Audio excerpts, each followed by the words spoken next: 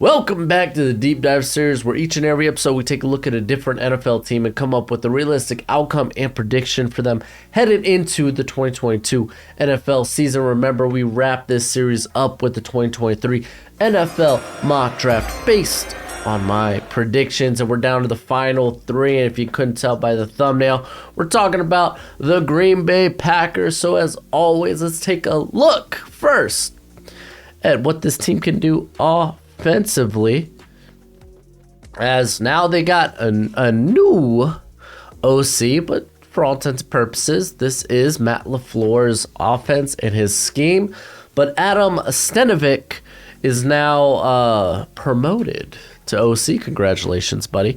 But he's been working under LaFleur since LaFleur became the head coach of the Packers. Now, LaFleur comes from the Shanahan coaching tree, so he's running this outside wide zone blocking scheme, essentially version of the West Coast offense. He ties the run game with play actions, RPOs, a lot of motion, and takes these scripted long passes to kind of accommodate the short passing game. But with now Stenavich stepping up, former offensive line coach, I think this team might be a bit more inclined to lean on the run and perhaps the legs of AJ Dillon. I know they got Aaron Jones there, and I love Aaron Jones, but AJ Dillon, man, that's a bell cow back. It's a boy you want to be giving a lot of carries to. Well, Aaron Jones is a cat that can be used in every facet of the offense. So let's go ahead and take a look at this offense, because obviously there's some things have changed. No Devontae Adams. That's kind of a bummer. But let's look at the receiving threats that they do have as they bring back Allen Lazard. Randall Cobb is back in tow, so guys that Aaron Rodgers are familiar with. Amani Rodgers returns, but didn't really see much action last year. Don't know if he will see much this year. He was kind of a disaster at points on as a return man last year. So I don't know, not looking like a great pick, at least to start off his career. But I don't know. A lot can change. They do bring in Sammy Watkins, and I think he's probably going to be the guy that sees the most snaps out of the new additions. Sammy Watkins, as long as he's healthy, he's a solid receiver. Now, they have Christian Watson, who's very Sammy Watkins-like, so maybe he takes over eventually during down the stretch. Takes over for Sammy Watkins, or at the very least, he's going to be the guy that steps in for Sammy Watkins if he gets banged up. But I think we still see Christian Watson as like this fourth wide receiver on a lot of schemed stuff, going deep. They add also Romeo Doubs, another very good vertical receiver. But one of my biggest gripes with him was, like, despite the low drop rate, guy that just didn't look like he had natural ball skills. That's why I saw at the Senior Bowl. But regardless, a good addition. I had him in that fourth round area. Another guy that just adds to the vertical game. Outside of that, man, there's not really a lot of room for them to hold on to anybody. I think Samori, is it former, I always want to say Nebraska, but I feel like he could end up being a Wisconsin guy. But no, it's Nebraska. I know it's Nebraska. Okay, there we go.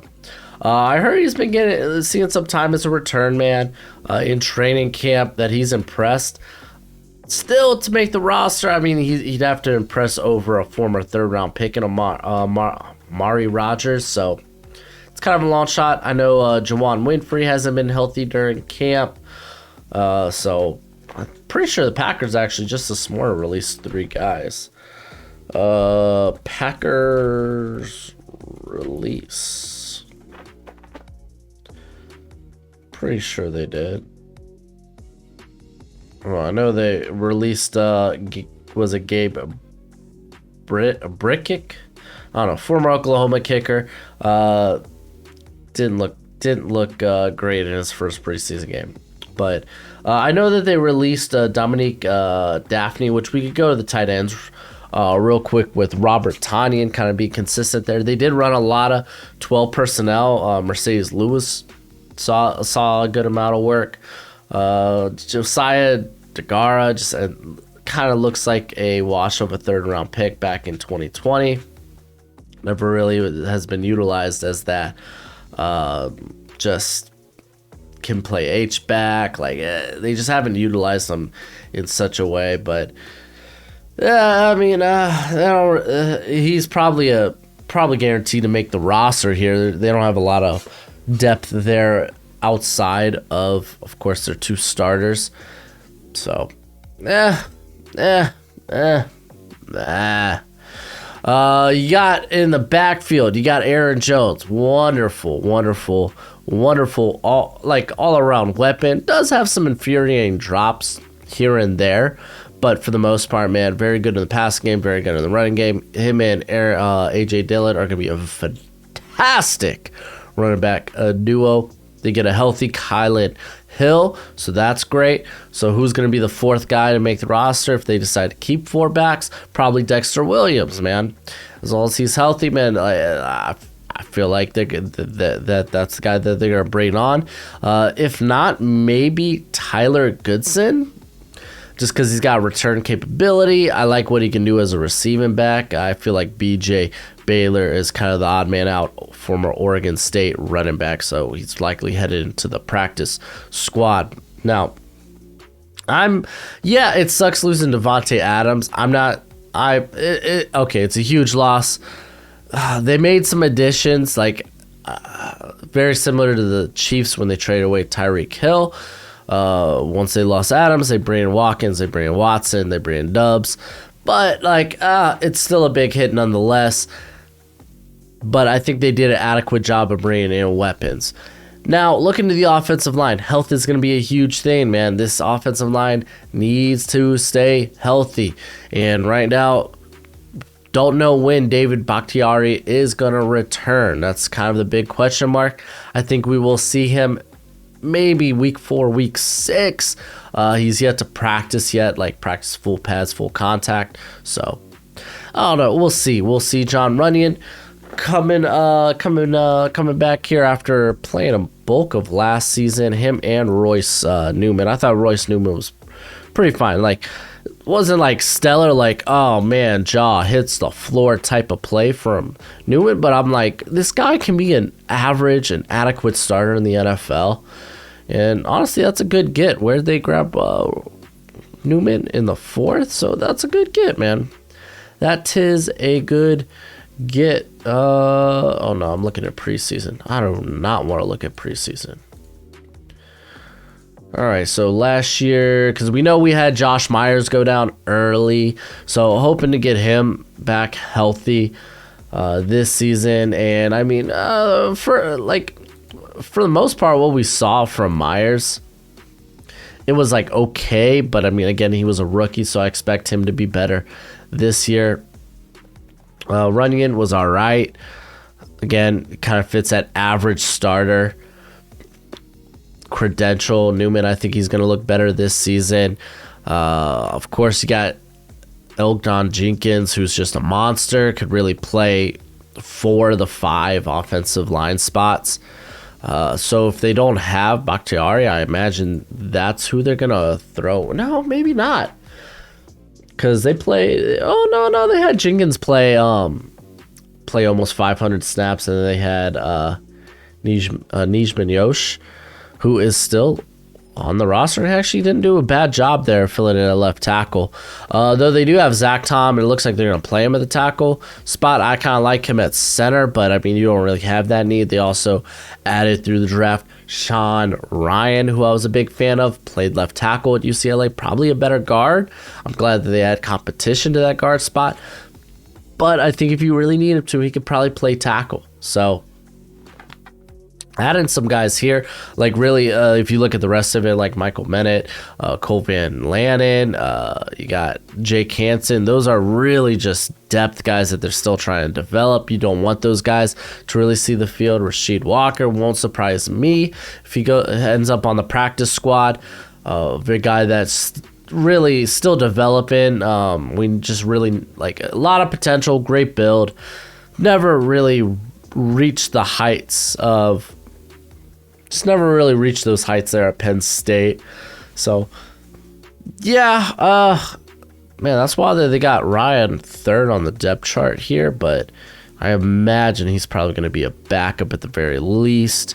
$1 million question, like if it's Bakhtiari, if he's not playing, they probably go back to Nijman, who again played not bad last year at left tackle when they needed him to.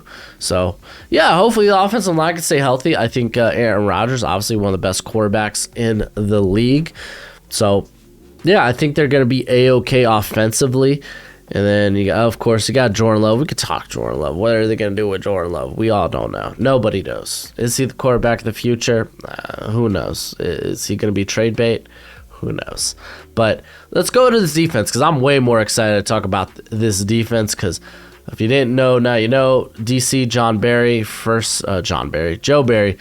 last year, really, first run at me and DC for the Packers, and it went freaking swimmingly, man.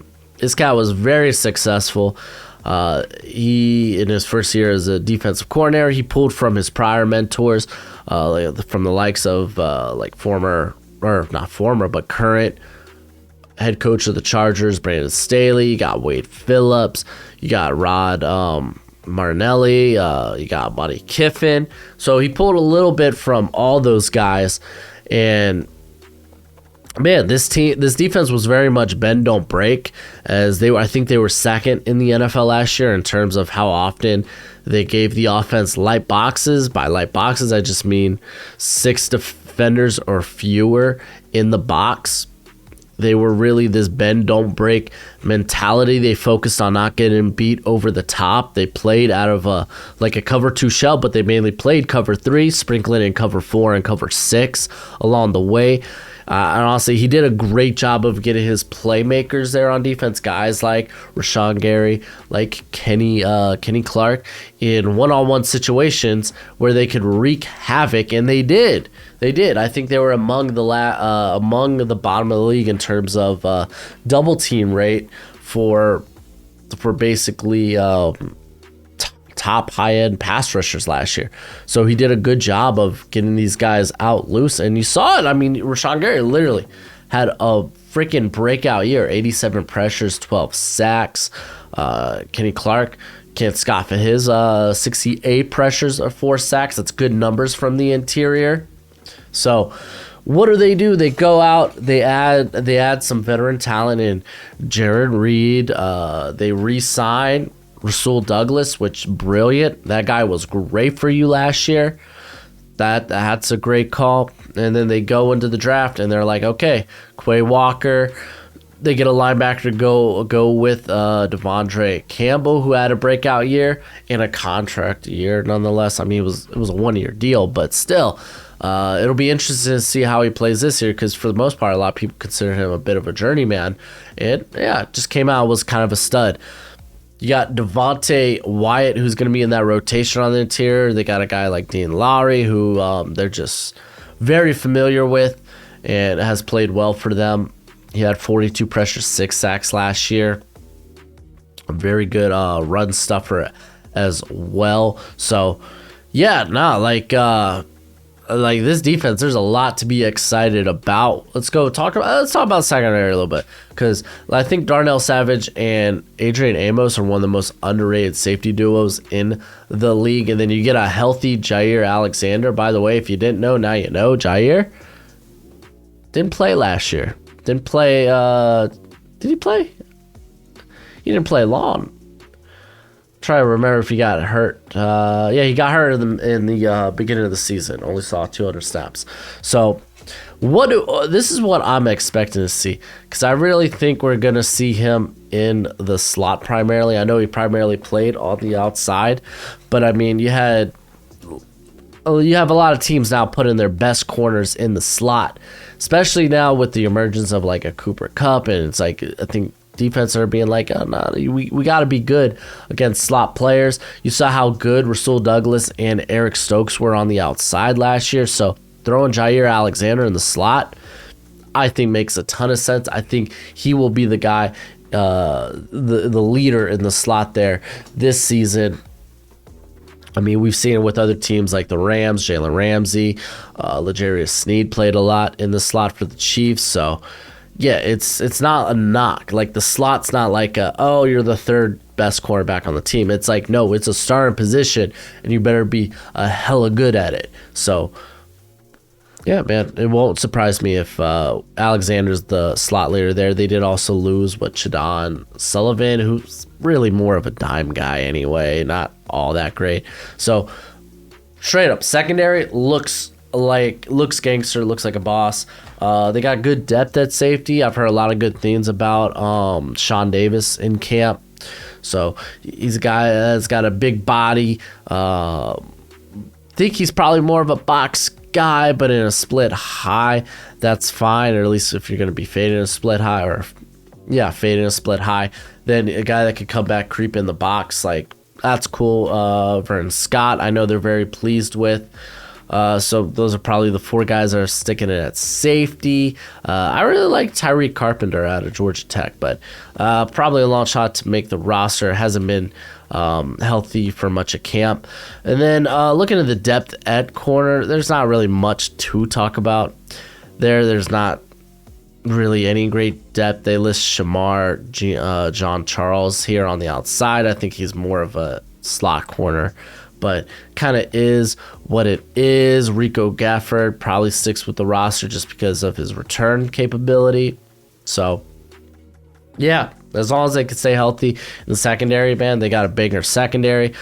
Quay Walker is going to be an interesting addition, as they really just didn't have a lot of linebacker depth last year. So, like Devondre Campbell really coming out and just being like a freaking stud last year was huge. Chris Barnes was was the second linebacker with the most snaps with 564 last year. Now he's serving as depth, which I think is a better spot for him anyway. Isaiah McDuffie's there, former Boston College player. He's just good depth. Ty Summers, good depth. Those are, like, if they're going to keep guys, I think those are the guys I list out are probably guys that are going to stay with the squad. In terms of pass rushing, Preston Smith, very solid, but Rashawn Gary coming out of that breakout year, man, hoping to see freaking more from him. Actually, Jonathan Garvin wasn't too bad in terms of being a rotation guy. 25 pressures and 2 sacks last season. Tipa, former Utah State, I believe. Again, not too much excitement past that. Like, I'm very excited for Kingsley Enagbare, but I just don't think he's really going to get involved in the rotation here, at least early on. And then you go to the interior, of course, Kenny Clark. He's a monster. Jaron Reed, a very good veteran. Today's game, you got Devontae Wyatt being a first-round pick, a guy that was basically pro-ready from the get-go. Dean Lowry's very good on longer downs, where he's able to get after the passer, but also can be a guy that can set the edge. Looking at, you got TJ Sladen, really just a huge body out of Florida. It's about all he is. He was out of Florida, right? I'm not thinking of another Slayton, am I? I think I am. Nope, never mind. Okay, cool. Got it right. Should trust myself more times than not. Jonathan Ford might make the roster. Just another guy, big body that can play nose, play zero tech. So, like, defense is good, man. Defense is good. Like, injuries honestly could cripple this team, I think, at least in the secondary. But again, we saw them take a huge hit last year when Jair went down, and this defense didn't blink. So, nah, man, this defense is going to be great. It's going to be outstanding. I can't wait. Let's go ahead to my projected starters, which I do this not based on base defenses, but who's going to see the field the most, who's going to see the most playing time, snaps, baby, snaps. That's going to dictate how well they do next season. Let's go ahead, start with the offense. Aaron Rodgers at QB. I'm going to go ahead on this prediction, and I'm going to go with A.J. Dillon being the lead getter there, or at least the he's going to have the most volume when it comes to the backfield. Alan Lazard, Sammy Watkins, as long as he's healthy, I think it's going to be a consistent starter throughout the whole year. Randall Cobb there in on the slot. And then Robert Tonyan. We will see a good amount of Mercedes Lewis as well, though. David Bakhtiari, I think when he comes back, whether it be like maybe a week 4, week 6, I think it might be in between that time, but hopefully he comes back healthy, can play the whole season. John Runyon, Josh Myers, Royce Newman, and Jenkins. Going to the defense, Rashawn Gary, Preston Smith there out on the edge, and then you got Jaron Reed, Kenny Clark. We will see a lot of Devontae Wyatt this year as well in that rotation, and then Devondre Campbell, Quay Walker, and then looking at the secondary, Eric Stokes, Rasul Douglas. Like I said, I think Jair's going to lead the snap total there in the slot. Darnell Savage and Adrian Amos. Let's go to my predictions for the Green Bay Packers, as I got them at a nice 13-4. Yeah, this team's a very good team during the season. Their struggles happen when they get to the playoffs. So, can they get over that proverbial hump when it comes to the playoffs? But I think they're going to be very good during the season. I got them 5-1 in the division, 7-1 against losing teams, 6-3 against winning teams. Let's go ahead and look at the actual schedule as they open the year against Minnesota. Hey, don't look past Minnesota. That's not a bad squad. The Bears, Aaron Rodgers owns the Bears. He lives rent-free in their heads. And then they get a very interesting matchup there against the Buccaneers in week 3, but I think they can win that one. And then the Patriots, you get to face both New York teams back-to-back, Washington, Bills. Where is their bye? Wow, their bye is this late into the season. Yo, congrats. Like, even at, like, this team, they get that off week, man, get a chance to get healthy. I got them having again 4 losses, so I have their 4 losses. Well, at least 3 of their 4 happening here. I think Detroit could definitely surprise the Packers this season. Detroit always seems to play the Packers pretty competitively for the most part.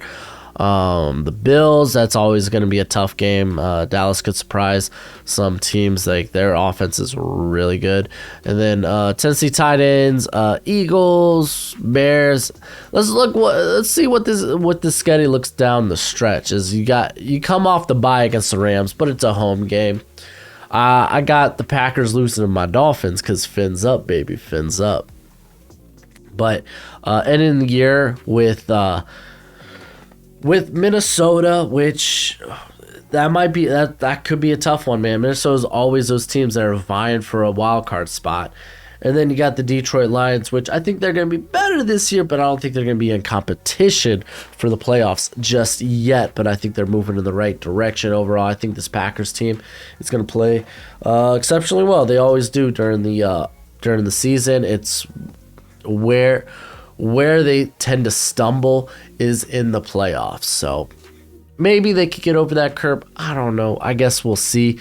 I think this team's very talented. Even losing a superstar like Devontae Adams, I still have a lot of faith in their quarterback, Aaron Rodgers. I think they did a solid job of bringing in guys to at least kind of mitigate that loss there. Hit Sammy Watkins and Romeo Doubs and Christian Watson. So I think if the offensive line, if they could stay healthy, watch out. Like, I think in year 2, like, this offensive line could be very good, especially if they get Bakhtiari back. That's one of the best tackle duos in the league with Jenkins. I think Newman's trending in the right direction. Runyon, I think, is at the very least a solid starter. And then Josh Myers, I expect to be better in his better compared to what we saw during his rookie season. And again, this defense is just that darn good. But let me know what you think in the comment section below. That's it for the video. Go ahead, do this YouTube thing. I will have another one of these out later today. You'll get your top 200 big board tomorrow, hopefully. I'm going to try to finish up all that, which means the Patreon will be active as well. And then we'll get my number 1 team, or I guess the team I have winning the Super Bowl, on Thursday, and then that mock draft Friday. Look at that. I got a schedule. But as always, until next time, you be easy, my friends. Later.